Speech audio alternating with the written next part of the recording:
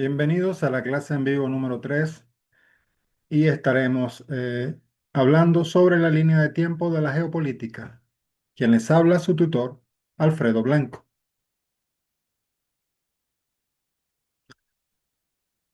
Entramos a hablar de la geopolítica clásica. Para entender la geopolítica clásica debemos situarnos en un contexto histórico donde las potencias europeas buscaban reglas científicas para justificar su expansión y entender la estructura de poder global. Esta etapa convirtió la geografía en una herramienta de guerra y supervivencia estatal. La geopolítica clásica, fines del siglo XIX hasta 1945, se caracterizó por un enfoque eurocéntrico y determinista. La premisa central era que el poder de un Estado dependía casi exclusivamente de su relación con el espacio físico. El Estado como organismo. Inspirada en las teorías de Charles Darwin, esta visión trataba a las naciones como entidades biológicas. Leyes de crecimiento. Friedrich Ratzel argumentaba que así como un ser vivo necesita aire y alimento, el estado requiere suelo. Si un estado dejaba de expandirse, se consideraba que estaba en decadencia o muriendo. El Lebensraum, espacio vital. Este concepto sugería que el vigor de un pueblo se mide por su capacidad de ocupar y organizar el espacio. No era solo tener tierra, sino integrarla en la economía y la cultura del Estado.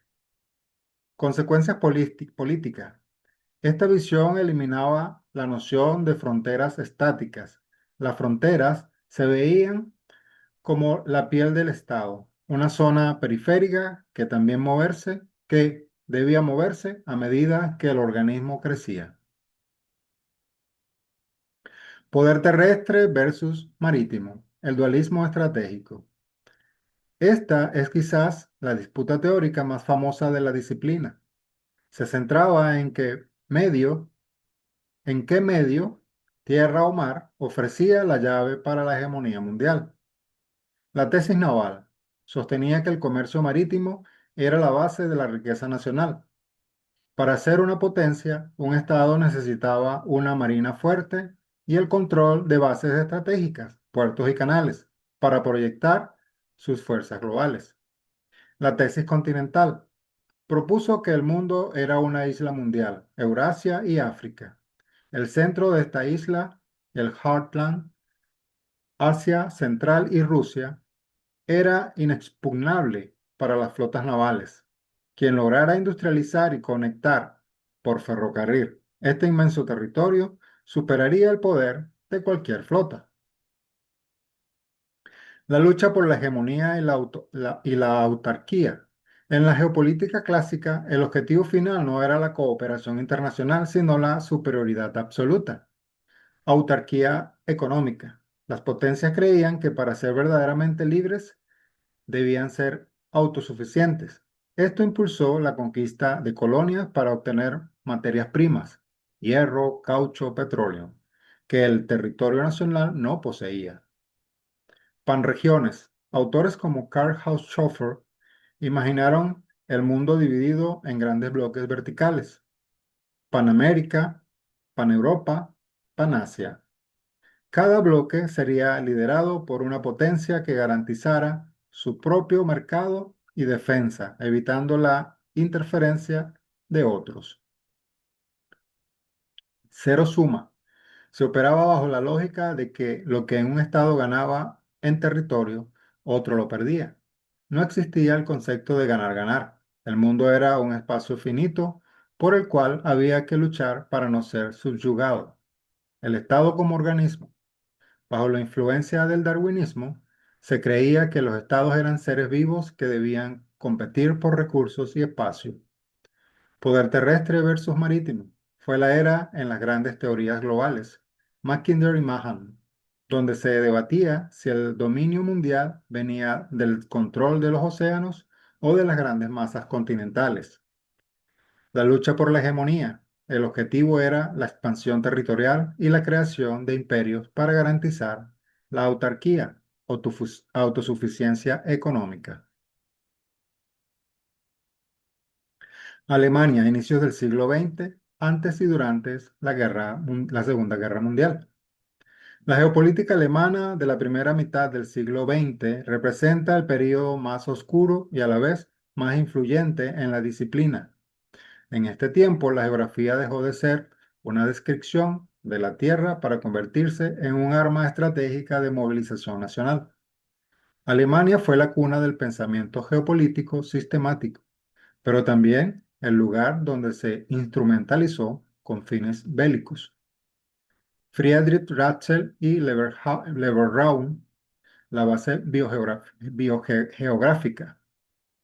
Ratzel, influenciado por las ciencias naturales, sentó las bases de la geografía humana. Para él, el territorio no era un objeto inerte, sino el soporte vital de la cultura. El suelo como destino. Ratzel argumentaba que la energía de un pueblo se manifiesta en su capacidad de dominar el espacio. Si una sociedad era culturalmente superior o estaba en crecimiento, era natural que necesitara más espacio para subsistir. Concepto original. Inicialmente, Lebensraum, espacio vital, describía la relación ecológica entre las especies y su entorno. Ratzel lo aplicó a los estados para explicar por qué las fronteras se mueven. Para él, eran órganos periféricos que reflejaban la salud del organismo estatal. El estado es un fragmento de la humanidad y un fragmento del suelo. Karl Haushofer y la Escuela de Múnich, la ciencia de la revancha. Tras el Tratado de Versalles en 1919, Alemania quedó territorialmente reducida y humillada. Karl Haushofer, general y geógrafo, fundó la revista Zeitschrift für Geopolitik con el objetivo de educar al pueblo alemán en la conciencia espacial. Haushofer tomó las ideas de Rapsel y Mackinder para proponer que Alemania debía romper el cerco de las potencias marítimas, Reino Unido y Estados Unidos. A través de su alumno Rudolf Hess, Haushofer transmitió estas ideas a Adolf Hitler, mientras éste escribía Mein Kampf en la prisión de Lemberg. Aunque Haushofer no era estrictamente un nazi, su esposa era de origen judío. Sus teorías sobre la necesidad de expandirse hacia el este para controlar el Heartland proporcionaron la base científica que el régimen necesitaba. El concepto geográfico de Ratzel se convirtió bajo el nazismo en un concepto racial. El espacio ya no se buscaba por cultura o necesidad ecológica, sino por la supuesta superioridad de la raza aria. Antes y durante la Segunda Guerra Mundial. El período que abarca los años previos y el desarrollo de la Segunda Guerra Mundial representa la mayor ruptura y reconfiguración del mapa geopolítico global en la historia moderna. Pasamos de un orden multipolar inestable, dominado por imperios coloniales y potencias regionales insatisfechas, al nacimiento directo de la bipolaridad. Fase 1. El preludio y la erosión del orden. 1931 al 39. Durante los años 30, la Sociedad de Naciones antecesora de la ONU se mostró incapaz de contener el expansionismo de potencias revisionistas que buscaban ganar espacio vital, Round o recursos estratégicos. Occidente respondió con una política de eh, apaciguamiento que solo alimentó las ambiciones geopolíticas del eje. Invasión japonesa en Manchuria, 1931. Japón rompe el statu quo en Asia al invadir el noroeste de China. Busca materias primas esenciales, hierro, carbón, para consolidar su hegemonía en el Pacífico frente a las potencias occidentales. Invasión italiana de Abisinia, Etiopía, 1935. El régimen fascista de Benito Mussolini desafía el orden colonial en África. La inexión de Francia y Gran Bretaña destruye definitivamente la credibilidad de la seguridad colectiva europea. El remilitarización de Renania y el Anschluss de 1936 a 1938. Adolf Hitler rompe el Tratado de Versalles. Alemania remilitariza la frontera con Francia, 1936, y posteriormente se anexa Austria, sin disparar un solo tiro, expandiendo su masa territorial en el corazón de Europa. Los acuerdos de Múnich y la desmembración de Checoslovaquia, 1938 al 39. Francia y Gran Bretaña ceden ante Hitler, permitiendo la anexión de los Sudetes a cambio de una falsa promesa de paz.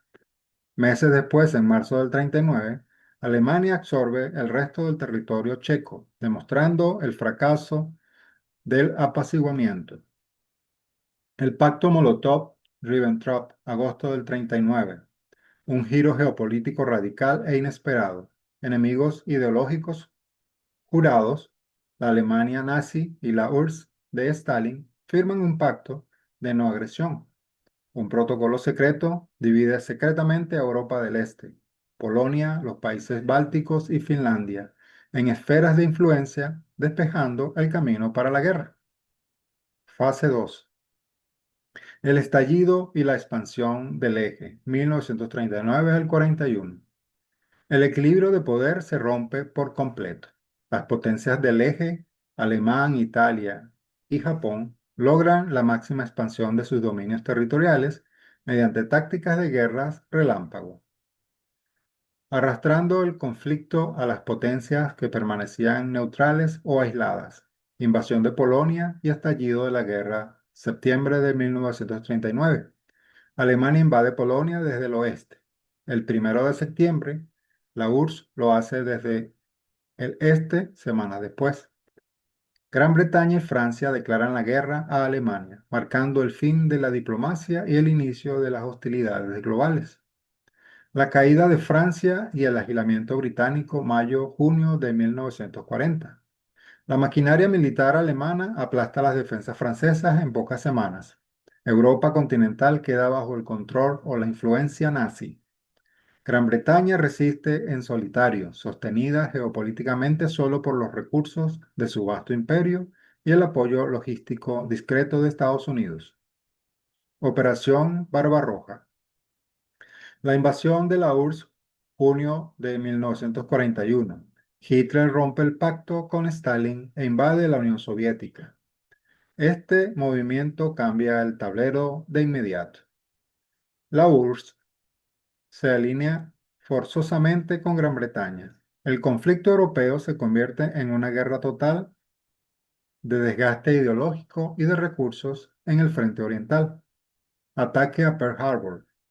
Diciembre de 1941. Japón ataca la base naval estadounidense en Hawái para neutralizar su flota y asegurar el control de sudeste asiático, rico en petróleo y caucho.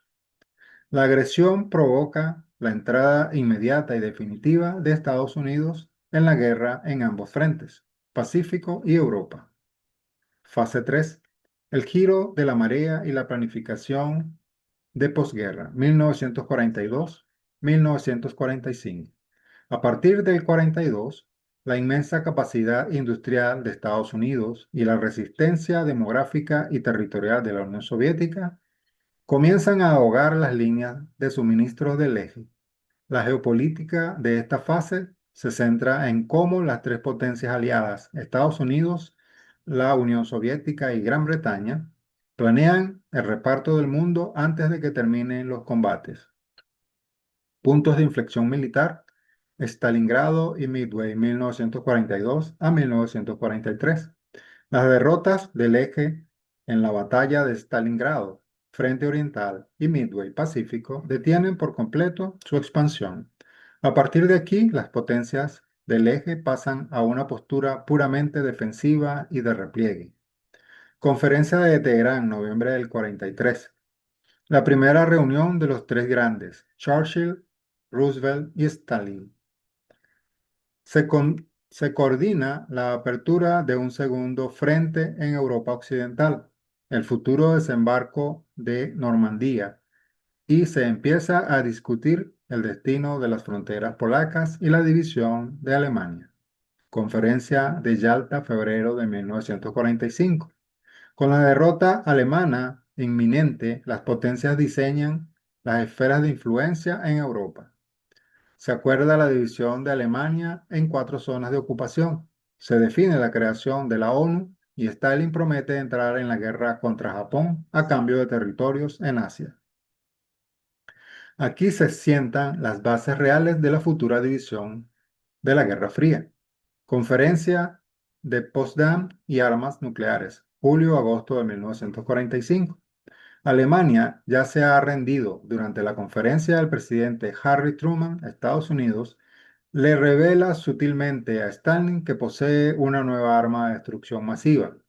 Los bombardeos atómicos sobre Hiroshima y Nagasaki precipitan la rendición de Japón en agosto. El desenlace geopolítico. El fin de la Segunda Guerra Mundial destruye el multipolarismo clásico. Las viejas potencias imperiales europeas, Francia y Gran Bretaña, quedaron en la bancarrota financiera y material, perdiendo el control de sus colonias en los años siguientes. El vacío de poder global fue ocupado de inmediato por los dos aliados ideológicamente opuestos que sobrevivieron con capacidad de proyectar influencia global, Estados Unidos y la Unión Soviética. El orden bipolar estaba formalmente inaugurado.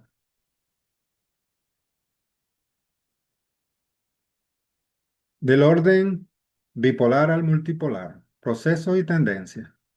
La transición del siglo XX al XXI representa uno de los cambios más drásticos en la configuración del poder global. Pasamos de un mundo predecible, dividido por una línea clara, a un sistema de interdependencia compleja, donde los conflictos y las alianzas se superponen. Con la caída del muro de Berlín de 1989, el mundo pasó de una dualidad rígida a una complejidad creciente. La unipolaridad breve del 91 al 2008. Tras la disolución de la Unión Soviética, Estados Unidos quedó como la única potencia con capacidad de proyección global en tres niveles: militar, económico y cultural. El Consejo de Washington. Se impuso un modelo de economía de mercado y democracia liberal en casi todo el globo. La globalización se aceleró borrando barreras comerciales. Mientras Estados Unidos promovía la apertura de mercados, este mismo proceso permitió que naciones como China se industrializaran a una velocidad sin precedentes, sembrando las semillas de la futura competencia. La crisis financiera del 2008 y las largas guerras en Medio Oriente, Irak y Afganistán demostraron los límites del poder unilateral, agotando los recursos y la voluntad política de la superpotencia. Hacia la multipolaridad, la difusión del poder. El orden actual no tiene un solo centro. El poder se ha fragmentado y distribuido entre diversos actores que reclaman su propio espacio de influencia. China no solo es una potencia económica, sino que a través de la iniciativa de la Franja y la Ruta ha creado su propia red de infraestructura global, desafiando la hegemonía occidental.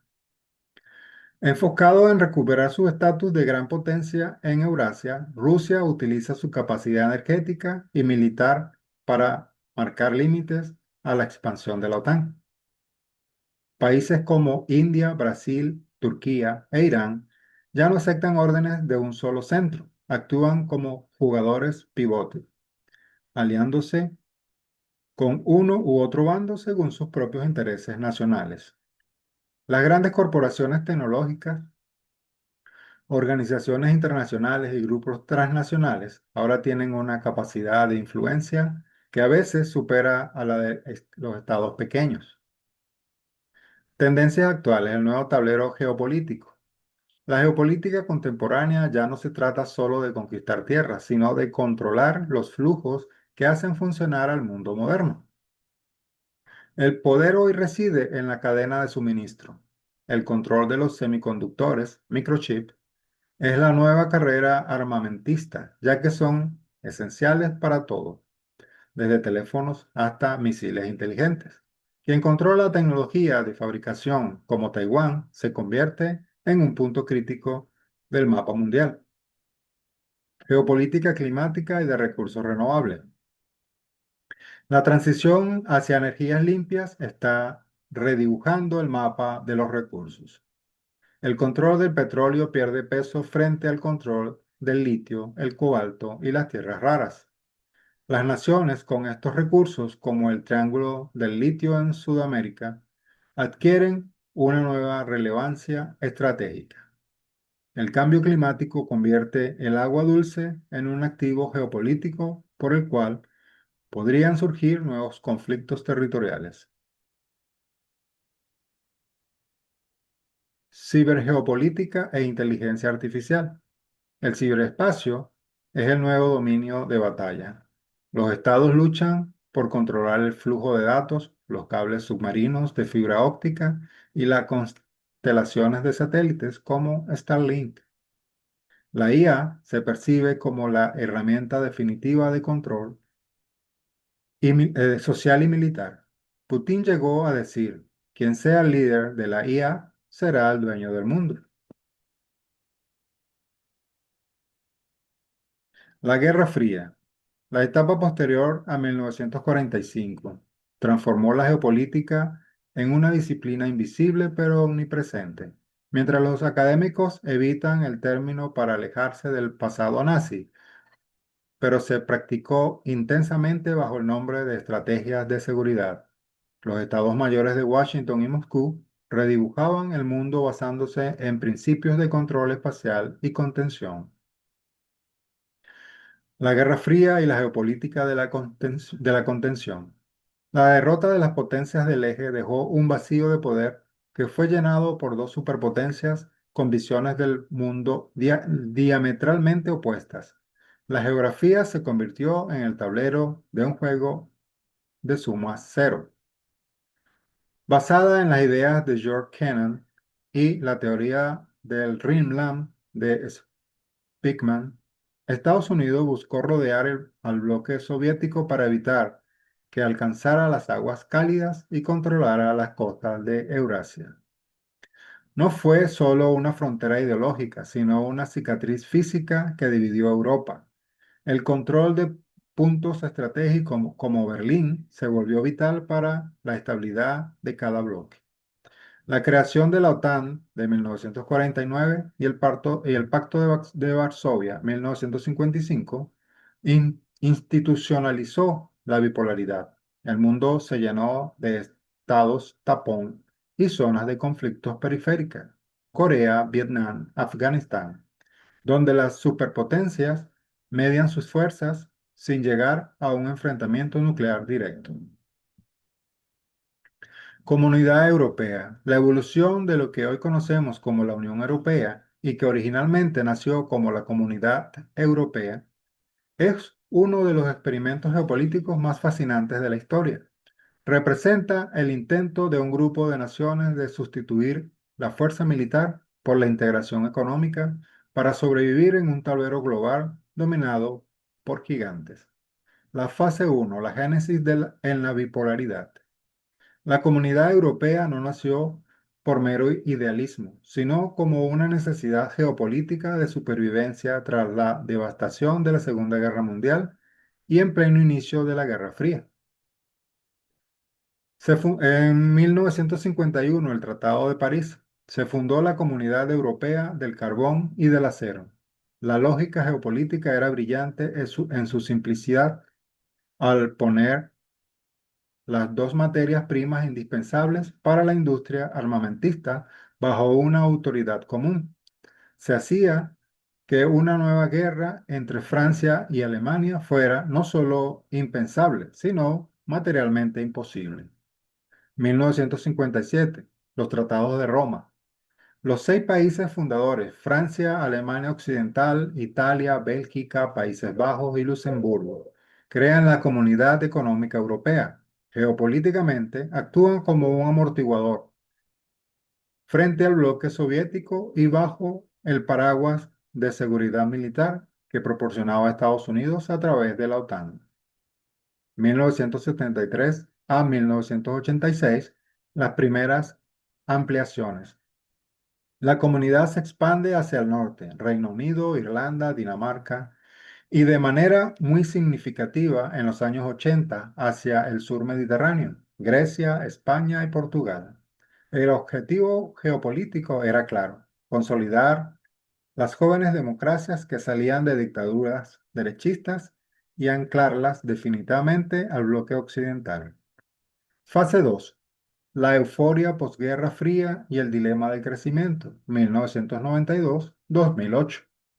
Con el colapso de la Unión Soviética, el proyecto europeo cambia de escala y de ambición. Deja de ser un club meramente económico para aspirar a ser un actor político global. 1993, Tratado de Maastricht. La Comunidad Europea pasa a llamarse formalmente Unión Europea. Se sientan las bases para la creación de una moneda única, el euro, y se intenta, por primera vez, diseñar una política exterior y de seguridad común. 2004. La gran ampliación hacia el este. La Unión Europea absorbe de golpe a 10 nuevos países, la mayoría de ellos antiguos miembros del Pacto de Varsovia, como Polonia, Hungría y la República Checa. Geopolíticamente, esto supuso empujar la frontera de la influencia occidental directamente hasta los límites de Rusia, reconfigurando el mapa de Europa Central. Esta rápida expansión generó una tensión geopolítica interna que arrastra hasta hoy. El dilema entre profundizar la integración política, avanzar hacia una federación o seguir ampliando el número de miembros, lo que diluye la capacidad de tomar decisiones rápidas por unanimidad. La fase 3: la Europa geopolítica ante la multipolaridad, 2008, presente. En el siglo XXI, la Unión Europea se ha visto forzada a despertar de lo que muchos analistas llamaron sus vacaciones de la historia. El colapso del orden unipolar estadounidense y el regreso de las rivalidades entre grandes potencias la obligaron a cambiar su enfoque.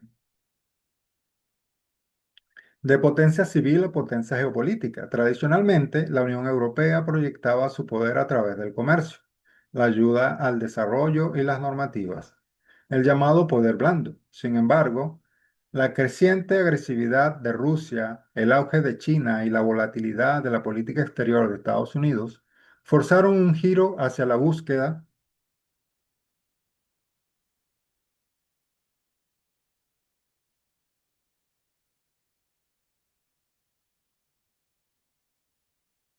de autonomía estratégica. Disculpen la interrupción, se me iba a apagar la computadora.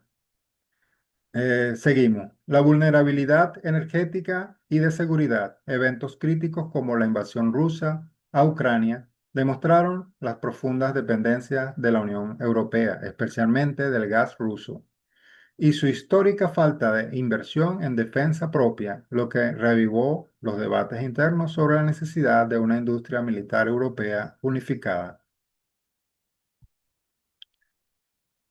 El nuevo frente económico. En el actual orden multipolar, la Unión Europea intenta proteger su mercado único de la guerra comercial entre Washington y Pekín mediante leyes de seguridad económica enfocadas en reducir riesgos en tecnologías críticas y cadenas de suministro en materias primas esenciales. La Comunidad Europea nació para gestionar la paz interna de un continente destruido utilizando la economía como pegamento. Hoy convertida en la Unión Europea, se enfrenta al desafío de madurar como un bloque geopolítico unificado en un mundo multipolar fragmentado. Su gran reto es demostrar si 27 democracias soberanas pueden actuar con una sola voz estratégica frente a superpotencias centralizadas como China o Estados Unidos. Geopolítica latinoamericana, geopolítica latinoamericana, crítica y suramericana. Esta corriente representa la emancipación del pensamiento estratégico en la región. Mientras que la geopolítica clásica veía a América Latina como un tablero para las grandes potencias, estas escuelas proponen que la región sea el sujeto de su propia historia. Esta corriente rompe con el pensamiento imperial y busca una visión desde la periferia hacia el centro. Geopolítica latinoamericana tradicional.